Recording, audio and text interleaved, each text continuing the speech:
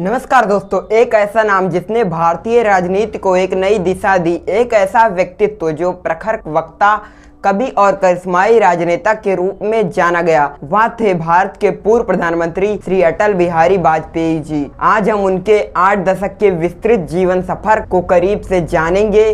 राष्ट्र धर्म से शुरू हुई उनकी यात्रा कैसे राष्ट्रनीति की मिसाल बनी, तो चलिए शुरू करते हैं।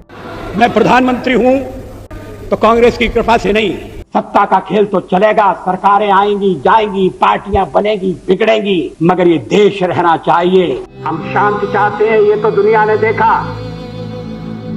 अब दुनिया ये देखेगी कि हम शांति की रक्षा के लिए और अपनी शक्ति का भी प्रदर्शन कर सकते हैं। ये भी चलेगी, हमारी विजय निश्चित है और हम विजयी होकर दिखाएंगे। मैं अटल बिहारी वाजपेयी।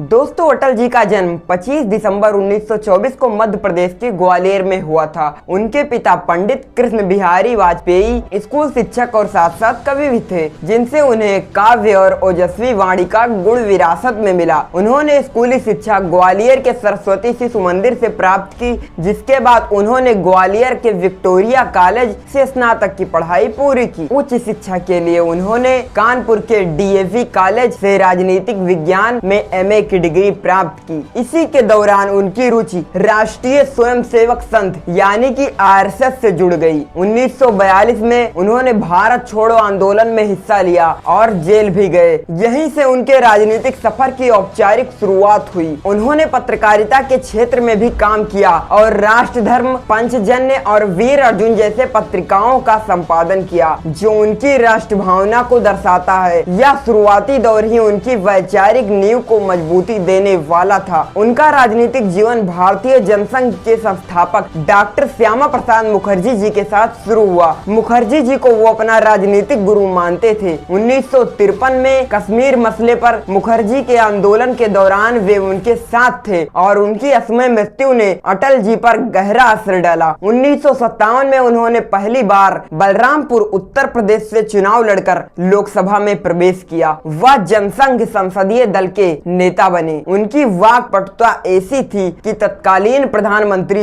जवाहरलाल नेहरू भी उनके प्रशंसक हो गए थे। 1968 से लेकर 1973 तक वे भारतीय जनसंघ के अध्यक्ष भी रहे। 1977 में जब आपातकाल के बाद जनता पार्टी की सरकार बनी तो वे भारत के विदेश मंत्री बने। संयुक्त राष्ट्र महासभा यानी कि UN में उनका हिंदी में दिया गया भाषण आज भी गर्व से याद किया जाता है। कुटुंब की परिकल्पना बहुत पुरानी है। भारत में सदा से हमारा इस धारणा में विश्वास रहा है कि सारा संसार एक परिवार है।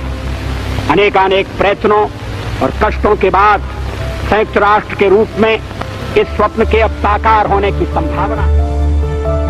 दोस्तों, 1980 में भारतीय जनता पार्टी की स्थापना हुई और अटल जी इसके पहले अध्यक्ष बने। 1984 में निराशाजनक प्रदर्शन के बावजूद उन्होंने पार्टी को जमीन से उठाकर उसे राष्ट्रीय फलक पर स्थापित करने के लिए मुख्य भूमिका निभाई। 1996 में भाजपा सबसे बड़े दल के रूप में उभरी और अटल बिहारी वाजपेयी जी पहली बार प्रधानमंत्री बने, लेकिन पूर्ण बहुमत न होने के कारण उनकी सरकार केवल 13 दिन तक ही चल पाई। उनका वह भावुक भाषण जिसमें उन्होंने कहा था, मैं दल बदल करके सरकार नहीं बनाऊंगा, भारतीय राजनीति में नैतिकता का प्रतीक बन गया। 1998 में वे दूसरी बार प्रधानमंत्री बने। यह कार्यकाल ऐतिहासिक फैसलों से भरा रहा। दुनिया के कड़े विरोध के बावजूद उन्होंने ऑपरेशन शक्ति के तहत पोखरण में परमाणु परीक्षण करवाकर भारत को एक परमाणु शक्ति के रूप में स्थापित किया। उन्होंने इस कदम से यह साफ कर दिया था कि भारत अपनी सुरक्षा के लिए किसी भी विदेशी दबाव में नहीं झुकेगा। शांति के लिए उन्होंने 1999 में ऐतिहासिक लाहौर बस यात्रा शुरू की, जहां उन्होंने कहा था, आप दोस्त बदल सकते हैं लेकिन पड़ोसी नहीं। इसके तुरंत बाद पाकिस्तान ने कारगिल में घुसपैठ कर दी। अटल जी ने दृढ़ता से कारगिल युद्ध का नेतृत्व किया और भारत को निर्णायक जीत दिलाई। हम शांति चाहते हैं, ये तो दुनिया ने देखा। अब दुनिया ये देखेगी कि हम शांति की रक्षा के लिए और अपनी शक्ति का भी प्रदर्शन कर सकते हैं। ये भी चलेगी और इस लड़ाई को जीतने के लिए हमें प्रयास करना है। लड़ाई के परिणाम के बारे में भी मेरे मन में कोई संदेह नहीं है। हमारी विजय निश्चित है और हम विजयी होकर दिखाएंगे।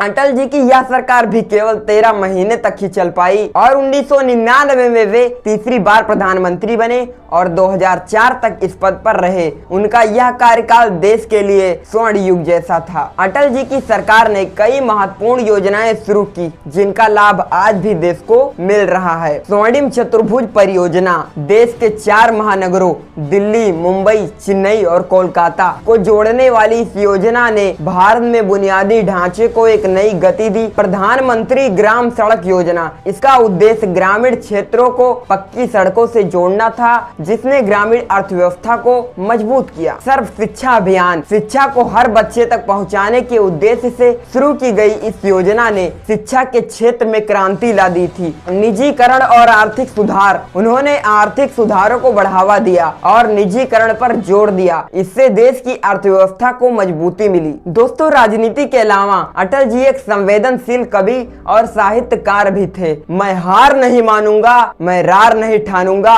और गीत नया गाता हूँ जैसी उनकी कविताएं लाखों लोगों को प्रेरित करती हैं। राष्ट्र के प्रति उनके असाधारण योगदान के लिए उन्हें 1992 में पद्म विभूषण और 2015 में भारत के सर्वोच्च नागरिक पुरस्कार भारत रत्न से सम्मानित किया गया। लंबी बीमारी के बाद 16 अगस्त 2018 को 93 वर्ष की आयु में इस महान आत्मा का निधन हो गया। अटल जी मरकर भी करोड़ों लोगों के दिल में हमेशा के लिए अमर हो गए। दोस्तों, अटल बिहारी वाजपेयी एक युग थे।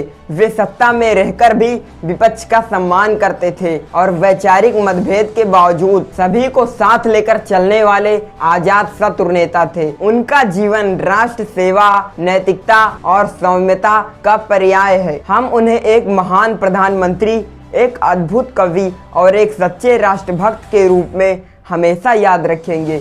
उनकी विरासत हमें सिखाती है कि राजनीतिक संभावनाओं की कला है लेकिन नैतिकता आत्मा होनी चाहिए। वैसे आपको अटल जी की कौन सी बात सबसे अच्छी लगती है, कमेंट में जरूर बताएं और ऐसे ही वीडियोज के लिए चैनल को सब्सक्राइब करना ना भूलें। मिलते हैं नेक्स्ट वीडियो में। जय हिंद, जय भारत।